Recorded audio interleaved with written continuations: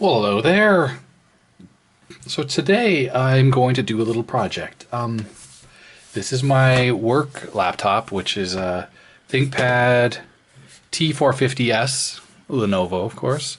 It's a pretty nice machine. It's pretty slim, and it's got USB 3 ports on it.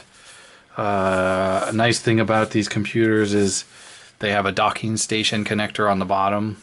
So at work I actually do have a docking station, so I can just come into the office and dock this machine and works great. It does have two batteries as well, this one right here on the top, and you can buy an extended battery to put here if you want. It bulges out, of course. This one, as you can see, is flush, and it has another battery on the inside under the keyboard, so you get the ability to switch the external battery while you're working and without interruption. So what I'm going to be doing tonight, and if I open the lid here, just adjust the camera, what I'm going to be doing is changing the LCD panel. So while this machine is relatively well spec'd, peel this off here, I had to put these on. I'll talk about that in a second. So what happened is these machines are relatively well spec'd, the way our IT department orders them. But the issue is that they buy it with the worst possible screen. It's the, I think, 1440 by 900, and it's not even an IPS screen.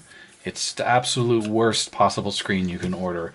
So the reason why the computer looks a bit funny right here is I've actually already taken off, put this up a little bit, I've already taken off the bezel and the covering on this screen because I needed to check this part here. But I'm going to turn this on and give you a demo of why it's such a bad screen. Okay, so I have the lights off and I have the computer booted up. To talk about this screen, I don't have to say too much. I mean, if you've ever used a relatively inexpensive laptop, that's stuff you might see at Best Buy, or a business laptop with a low quality screen, the screen is just terrible. Right now the camera's off angle, obviously. You can see here the command prompt is black, and notice how you see a lot of light color on the camera. And if I tilt the screen, the colors shift and everything. Like here's the wallpaper and it changes dramatically. And of course, if you look at the screen absolutely straight on, well, with the exact right angle, then you'll have a pretty good picture. The colors are okay. They're definitely washed out. But I mean, look at the shift you get. I mean, this is just ridiculous. I mean, look at that. You have an extremely narrow angle where everything is working correctly. And even then, the black here, I mean, it's just like, it's just awful. So the other thing that's really bad on this screen is the color reproduction. Now, I mean, I said it's okay, but the color balance is really bad.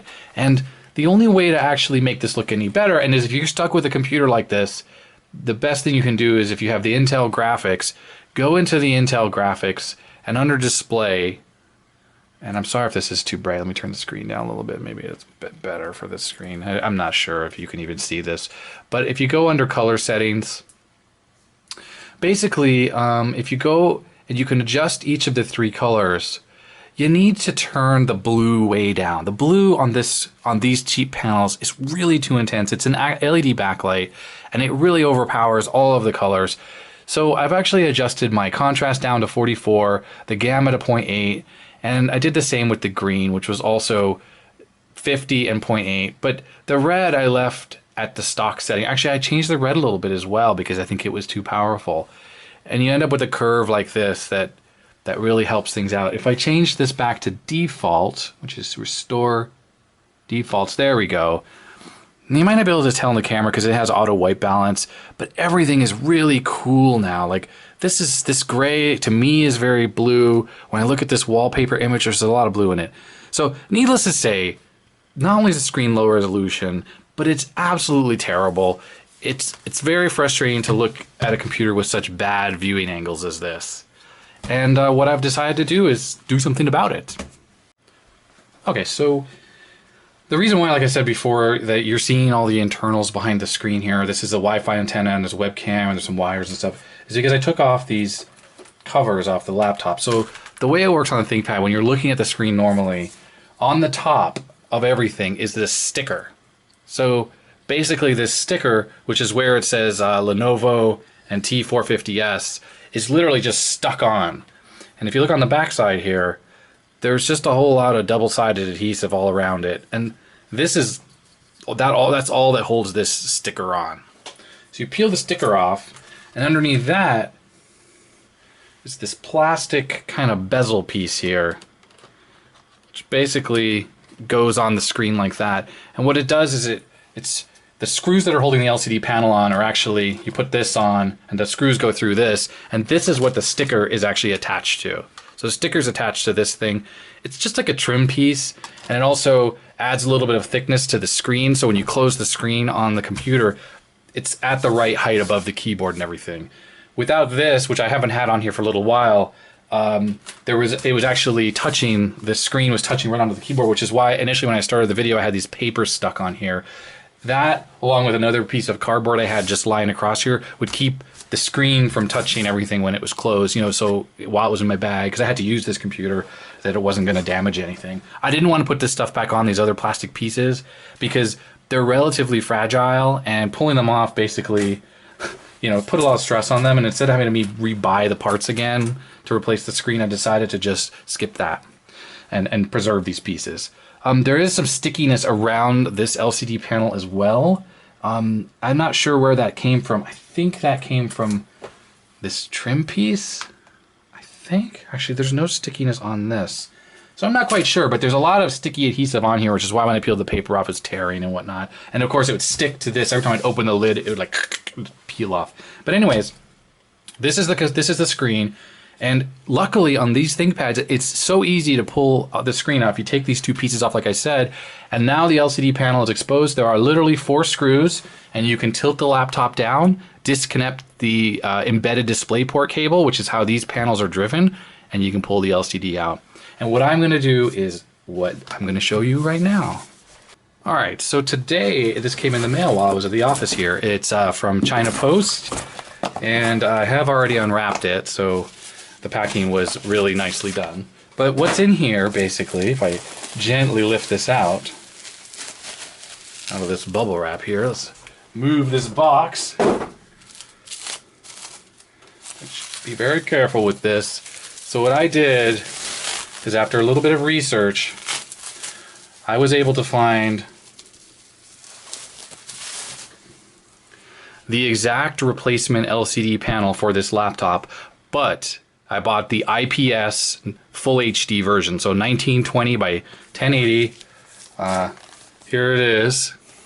The reason why I had taken the other screen off is because while I found this part number online, I just wanted to make sure that the one that was in there had the exact same connector and the same location as this one I was about to order.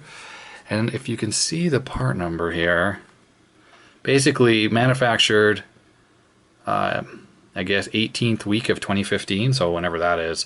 Anyways, an AU Optronics B140HAN01-3.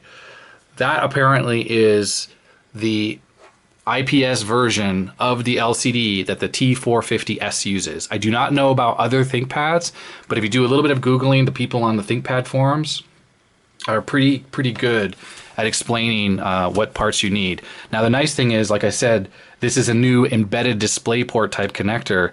That means that this has some logic in it. The LCD panel, when you put this in, the computer should recognize it. I really don't know, so we're going to see what happens on the camera here, but that is what I'm hoping happens when I put this screen into my work laptop so I can finally look at some better IPS screens. And just a side note, these AU Optronics screens, they're not that good. This is no Retina display, and I use that because that's just whatever Apple's brand name is for the panel that they use. Maybe it's made by LG, but it has a very wide gamut, really good color balance. And the gamut is the biggest thing that makes a screen look good or bad. IPS screens generally have really good viewing angles, but when you could still have IPS with a bad gamut. And this screen, if it's anything like my other ThinkPad, my personal laptop is an X250 ThinkPad, which I bought the IPS option because it literally was $60, I think, when you did the build process. It's no Apple product, but I have to say it's still very good. It's a matte display, it's pretty sharp, and then of course you have the IPS viewing angles and a much better gamut than you have on that crappy, you know, built-in screen that was in that laptop. So I guess we're gonna try and take that one out, and we're gonna try and put this one in and see what happens. Okay, so to change the screen on a ThinkPad, what you want to do is make sure you shut off the power to the laptop. Like I said, it has 2 internal batteries, so I can take one of the batteries out, which I've done right here. This one's out, but the other one is still inside. So you have to turn on the computer and go into the setup and disable the battery that way. So to do that, F1 is the setup, and you have to make sure you restart your computer. Windows 10, if you go to shutdown, is actually hibernating your computer. You cannot get to set up that way. You actually have to do restart, or, you know, force the computer to turn off by holding the power button, and then you push F1. So here we go. I'm going to turn the computer on. We're going to go into setup. There we go. It doesn't. I'm using the UEFI BIOS, so it doesn't really show a lot on screen, but that's the way you do it. Okay, so we're here in the BIOS settings now, and to do the power thing, you go into power, and you have to say disable built-in battery. It's under config. Temporarily disable the battery for servicing after the system. After selecting this item, the system will be automatically powered off and ready to be serviced. Note the battery will automatically be enabled when the AC is reconnected. So you can't use the power button, you have to just plug in the AC adapter. So I'm going to disable the built-in battery. It will power down, and once it's off now. So that's it. So we're ready to go. Okay, so now the computer's safe to use, or safe to service because it's powered off. You know, I have to plug the AC adapter in to make it work. I've already taken off the sticker, and I've taken off the thing, the little bezel piece. I'm going to try to take the screen out. I've already done this once before just to check the connector, so I know that it's just sitting in there very loosely. There's no adhesive or anything else holding in the screen. So you just carefully remove the 4 screws. And I should be able to remove the panel. There are little alignment pins that hold the panel in, so it won't just slide out. But we're going to take the 4 screws out. There we are. They do have Loctite on them, by the way. But I'm not going to bother putting that on, and we carefully lift the panel on and tilt it down. Okay, so there's the panel, and here's the Displayport cable right here. It's this gray cable. And I actually don't know how to disconnect this. Might have to look up how to remove this connector. Oh, okay, there's a little... Okay. So there's a little, like, arm you can lift up, and then the connector just slides out. So that's it. There's the panel.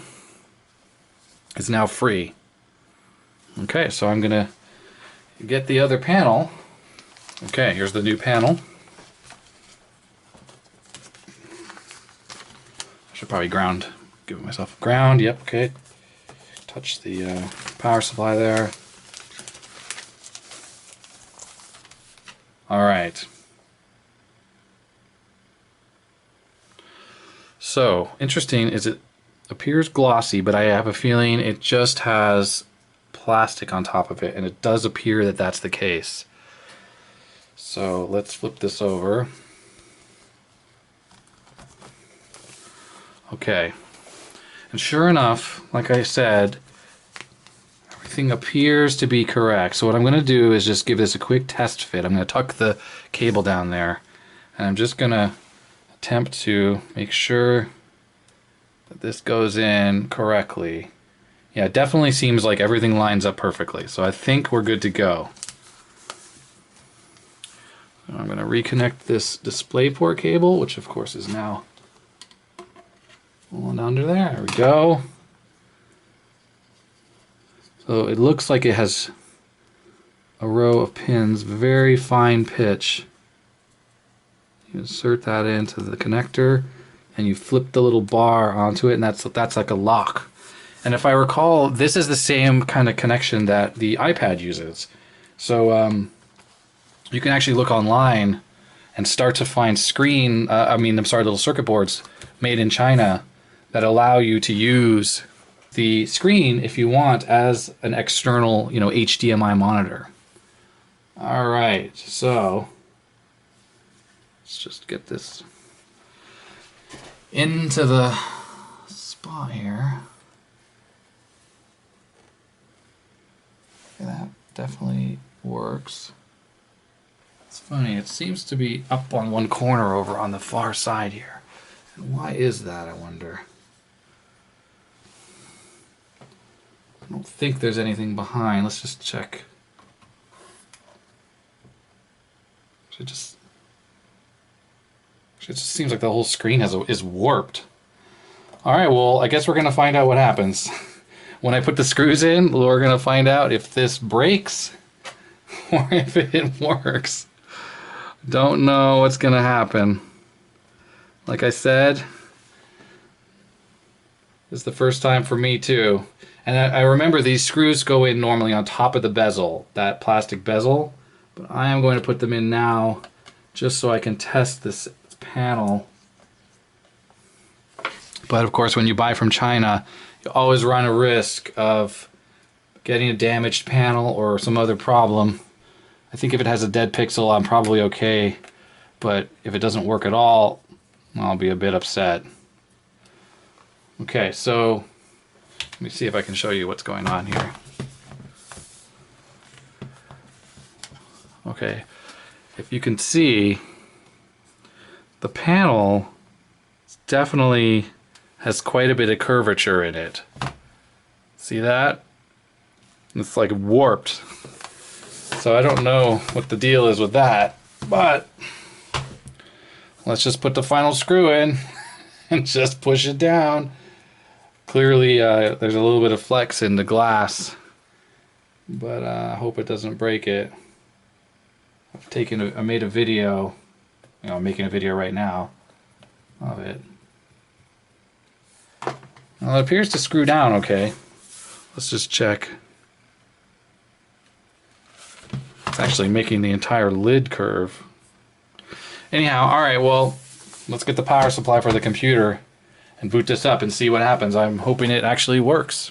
Alright, so I've connected the power supply, and just an interesting tidbit, when you do plug it in when it's in the shutdown mode, you get a blink or 2 blinks out of the power switch. Alright, here's the first turn on. I like how it says, don't touch down here. Power on. Ooh, yes. It works. And I can tell you right now that it looks marvelous. I don't see any dead pixels.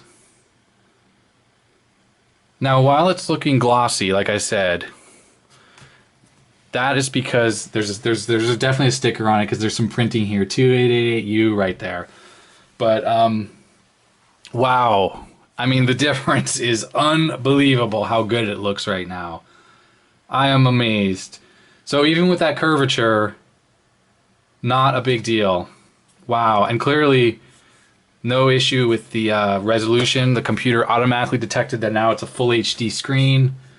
That is pretty fantastic. So what I'm going to do is I'm going to restart the computer and I'm going to turn it off. And I'm going to peel this sticker off. So let's peel this sticker off and take a look at what this looks like underneath.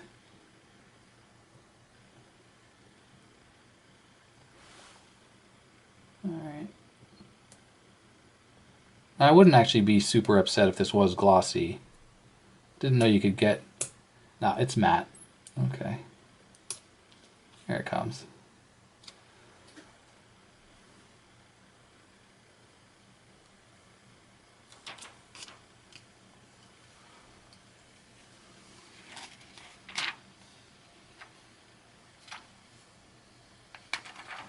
If it was glossy, I wouldn't have been too upset. I mean, glossy you usually get nice contrast ratios and whatnot.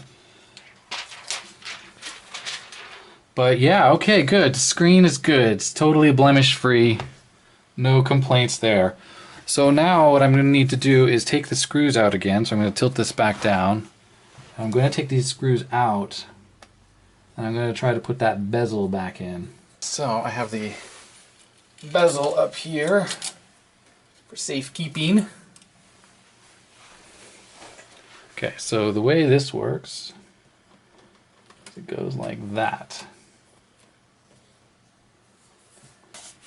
So it's like you can access the bottom of the bezel down here like that.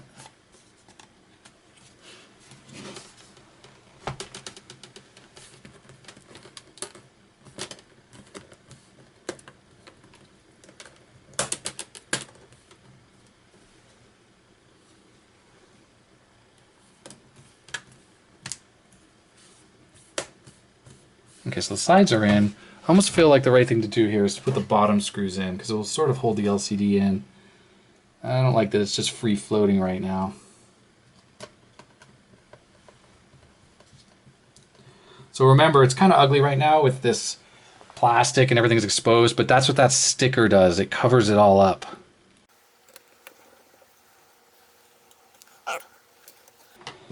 Okay, so the bottom screws are in.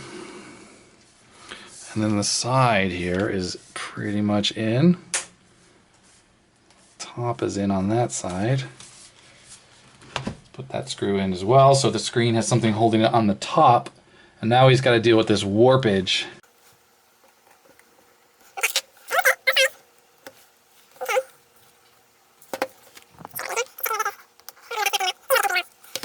Okay, so it's really just the top here that the problem is with this warped screen. So I think what I'm going to do is I'm just going to put the screw in, and I'm going to try to snap the bezel in along the top there. It's like if you buy parts for your car and you get, you know, the non-OEM parts, like you have a BMW and instead of buying the BMW, okay,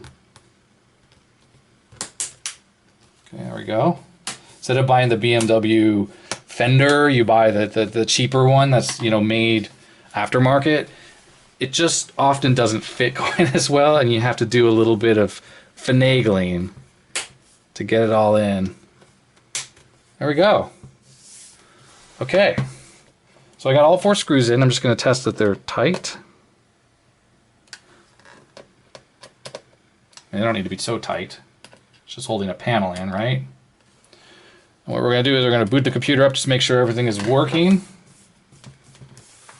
Yep. Screen looks good. I'm just checking to see if there's like any gaps in this plastic, but it is perfect right now. So we turn this on. Fingers crossed. Ah, yes. Okay, good. Still working. No problems. And obviously, like I was saying, you know, from a viewing angle perspective, much better. Okay, so all that's left is the sticker. And here's the sticker. Now, it still has quite a bit of adhesive left, but then, okay, I'm gonna actually apply some more. There's definitely some, excuse me. There's definitely some that's missing. There's a big chunk over here, and there's none over here. It must have peeled off when I took it off, and I probably, if it was all like ratty, I would have peeled it off myself. On the other side here, it's definitely got it there and there, so everything looks pretty good. And if it sucks, you know, and it's warping and not holding on well, I can always peel it off and add more. Okay, so this is that 3M adhesive I told you, I mentioned it. It's just very thin. And I'm going to peel some off. I haven't even actually tested this. I have no idea if it's any good. Oh yeah. Oh yeah, not bad. Okay, where's my scissors? Just cut a little snip of this off. It was very inexpensive. It was just a couple dollars. So it's just basically very sticky. And I assume it's, I'll just peel this off. Yeah, it's just double-sided sticky adhesive. So it was a few bucks for this entire roll, also from China. So I'm going to make a length that is as long as that part there where it's missing. In fact, I have to just be careful. There's the holes there for the. I'll just stick this on, I guess. There are holes for camera, for the microphones and everything. So I need to make sure I miss those. I don't want to accidentally cover those up with the adhesive, right? So put this right here. It's alright if it's not in camera here. I'll move it down a little bit. Let's cut this off. Okay, and I'll use this piece as well.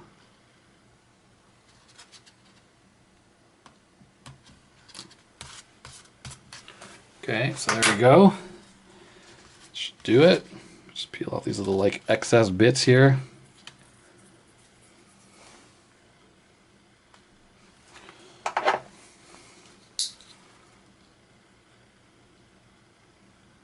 A little bit of the white stuff, the backing material stuck in the adhesive. Okay, that's good enough.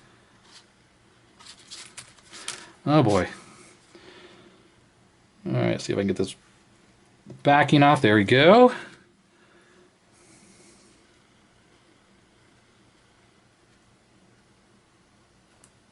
So strangely enough, these stickers, you can buy them on eBay, but they're really expensive. Like $30, something ridiculous like that for a sticker. I think that's outrageous. So, but this should work. There we go. Basically, that's the stock one, and that's the adhesive that I just put on. You know, it's not perfect, but it should do the trick.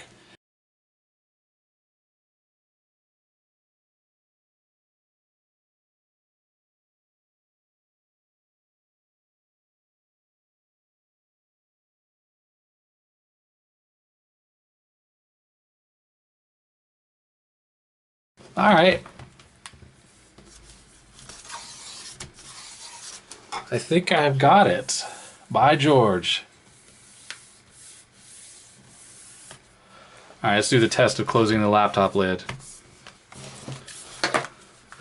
Okay, so there's definitely a bulge in the lid from where the screen is warped, because the lid is plastic on these ThinkPads. But as you see, if I push down on it, it flexes into place, no problem. And let's open it up.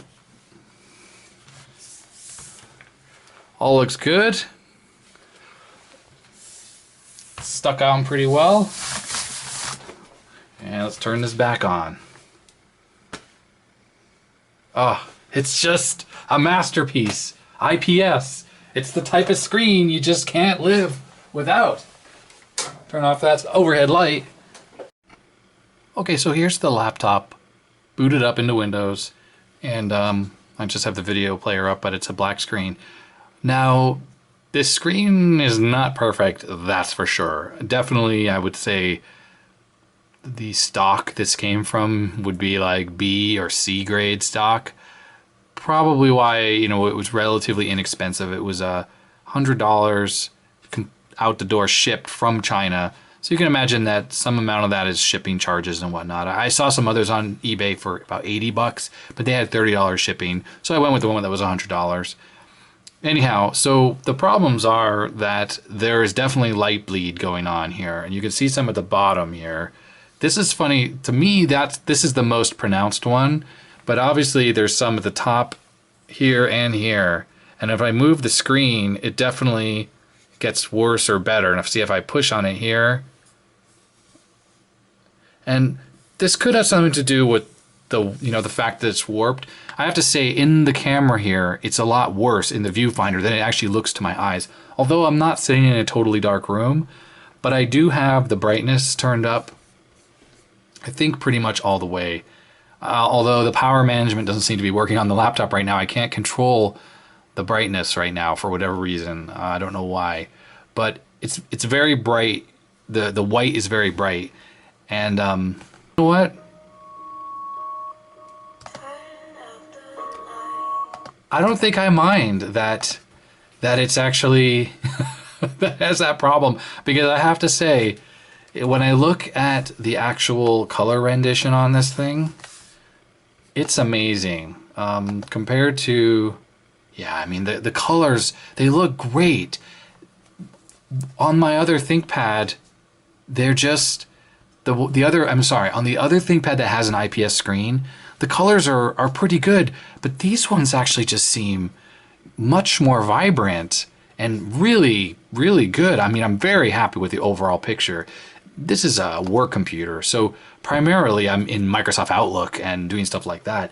These just look fantastic. And then, of course, you know, being IPS, you have really good viewing angles. I mean, you get a little bit of a drop off in brightness when you tilt it side to side, but that's really not that bad. And let's see about this way. I mean, this way is great as well. I mean, yeah, that's why I bought this. So I wasn't a prisoner to those horrible viewing angles on the other screen. I wanted something that was just gonna look nice while I was looking at it. It was pleasant to look at, and I have to say, This screen is very pleasant. If I bought this computer brand new and it had that kind of light bleed, I would not be happy. But really, to be honest, with like this, I'm fine. I'm really fine with it. If anyone's interested in where I bought this from, let me know in the comments and I'll send you the name of the seller. But I would imagine stuff like this changes relatively frequently on eBay. You know, they kind of come and go. But anyways, I would say that is job done. By the way, ThinkPads do have backlit keyboards now. That's a new thing. But I would say job done. I'm very pleased with this, and hopefully I can fix this power management issue that is causing the screen to not be adjustable brightness. Well, hi there. So here's a ThinkPad 450s, and it's been a few days since I made the installation video of the LCD, and there's a reason why I'm booted up into Linux here. There's a problem, it turns out, with these panels in ThinkPads. After a bunch of research, it looks like Lenovo does something with the video BIOS of the Intel graphics on these computers, where they whitelist the panels that you can use. Now, clearly this panel works fine on this computer. You know, boots up, it goes into Windows, BIOS, everything's working perfectly. But for some reason, the brightness control does not work. And specifically, it doesn't work in Windows, because here we are in Linux, and I have no trouble adjusting the brightness. So I know there is no incompatibility with this particular screen. But after doing a bunch of reading, it turns out that if you look at the EDID, which is the embedded information inside of a panel or a television or a monitor even, which describes everything there is to know about that screen, it looks like if the Lenovo video BIOS can't see the panels that it wants to see, then it won't allow you to adjust the brightness. I mean, what a strange behavior. Everything else seems to work fine. You just can't adjust the brightness. I don't have any internet here on this live Linux thing. I booted off a thumb drive here. But so reading through forums, it looks like the EDID, which is what's in the panel, there's a EEPROM inside the screen that allows it to, you know, save that information, and that's what communicates to the computer over an I2C bus when you boot up. And all of the Lenovo panels, including the one I had in here before, the EDID for the vendor says Lenovo, and then the model number of the panel, it just has a Lenovo part number. Now this panel, of course, is not a Lenovo panel. It's just the actual panel that Lenovo would sell in this computer, but it doesn't have the Lenovo brand and part number burned into it. It's an AU optics, and the part number is whatever it was. I forgot what it was exactly. And that's what comes back on the EDID.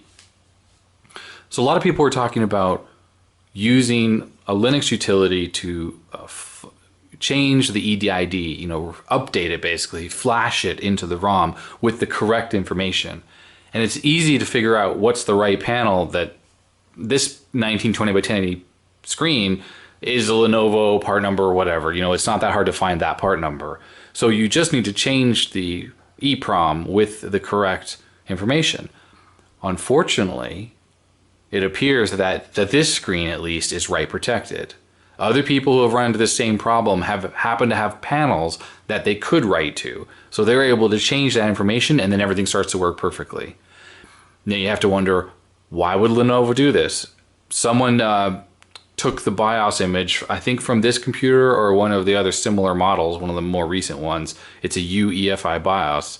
And they decompiled it or did whatever they needed to do to find the whitelist. And they did. They found the whitelists with all the information in there about what panels it's expecting. And this is in the Intel VBIOS. So the part of the BIOS that runs the Intel graphics on this computer. So first people were thinking it was a driver problem in Windows, but no matter what you do with the driver, it will not work. Linux, which is, you know, using an open source driver, doesn't care about the whitelist that's in the BIOS, and that's why the brightness control, you know, works perfectly on this screen. But Windows is using the actual Intel BIOS, and it does care. So some of the guys tried to make a new BIOS image that you could just flash onto the computer with, you know, removing the whitelist, but that wouldn't work because these new computers, of course, UEFI is a signed BIOS. It's, you know, it has a security signature, a cryptographic signature. So modifying the BIOS makes the signature fail. So that doesn't work. And this screen has a write protected EEPROM in it, so I can't update it with the Linux tools. If you try, it just says write failed. So that sort of leaves me with no choice. I basically have to either live with the fact that in Windows, it's always going to be at 100% brightness, which is not great for battery life. Or I can go back to the original screen, or I can buy the Lenovo part number, you know, LCD panel, but that's hundreds of dollars, hundreds and hundreds of dollars. It's a stupid price. So that's not an option. Or I could take the screen back out again and cut open that bottom part where it says do not touch and see if I can find the EEPROM that's in there. If it's actually using an actual chip, a regular chip with a part number on it, I can look up the data sheet, and typically the write protect on a EEPROM is done on one of these, you know, 6 or 8 pin ones, is done with holding one of the pins low or high. So often if it's like held high to write protect it, you got to cut the trace and hold it low, or if it's held low, you can just use a resistor and hold it high. You know, you can do a couple different things. People have done that successfully and been able to update the EEPROM on these screens. And the utilities exist already to make a new EDID file, you know, with the correct checksum and everything. And it's just a matter of being able to write it back into the EEPROM using I2C. Linux has all the tools. I've already tried everything. Unfortunately, like I said, it's write protected.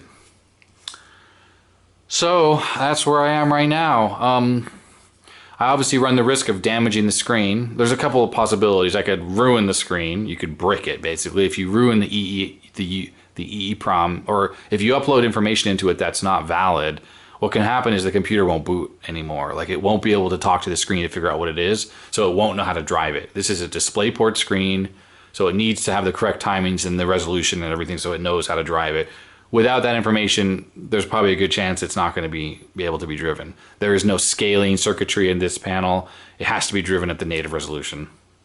So I can ruin it if I am able to write to that EEPROM, or I'm kind of worried this is more likely going to be the case. I'm going to open up that plastic piece at the bottom under this bezel, and I'm not going to be able to find the EEPROM. Some other people have done this, not on this particular panel, but on other panels, and they've sent pictures online, and no one could figure out, you know, which of the chips were the EEPROM. None were that were obvious. And often there's one controller chip that does a lot of the driving of the screen, and people are thinking that that chip has the EEPROM burned into it, or like embedded in that part of the processor. And there may be, you know, a bit you can flip or something like that to affect the read write. So those are the possibilities. I will get around to this. Unfortunately, you know, I have to take all this plastic bezel stuff off, which I know how to do, but it's all stuck down and those little clips around the edges. And, you know, the more I take that off, the weaker it's going to get, and I might have to buy new parts. So I may, for a while, just live with the brightness.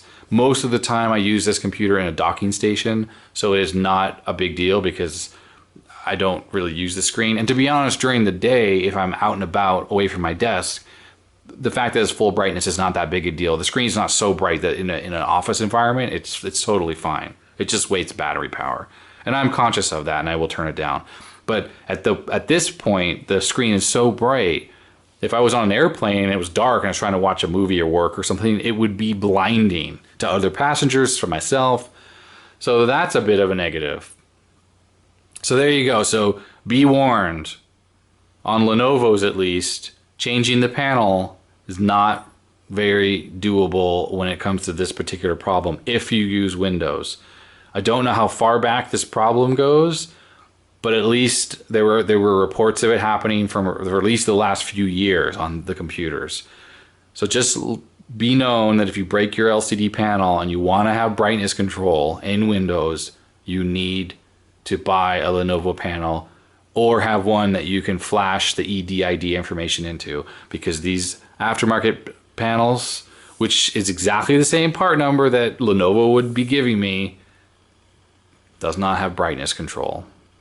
And I have to say, I'm a bit frustrated and a bit dejected by this, but I guess it's partially my fault. If I had done a little bit more research when I first started looking at this project, I would have found the post talking about this, and I probably would have not done it and saved myself the $100. But you live and learn, and at least at this point, you know, I have a nice IPS screen that looks really good. The colors are amazing and whatnot, and I suppose if I could run Linux, then I would be able to use the brightness control. You can go all the way to off, and that's the dimmest, and it's quite dim. And just in case you're wondering, if I reboot the computer, the brightness goes to 100% as soon as the computer starts to boot, so it always ends up in 100% in Windows. There's no way around that. There you go. So thanks for watching my experiment, and give me a thumbs up if any of this was interesting. And hopefully you don't make the same mistakes I do when it comes to buying a screen that you can't control fully. All right. Thanks. Bye.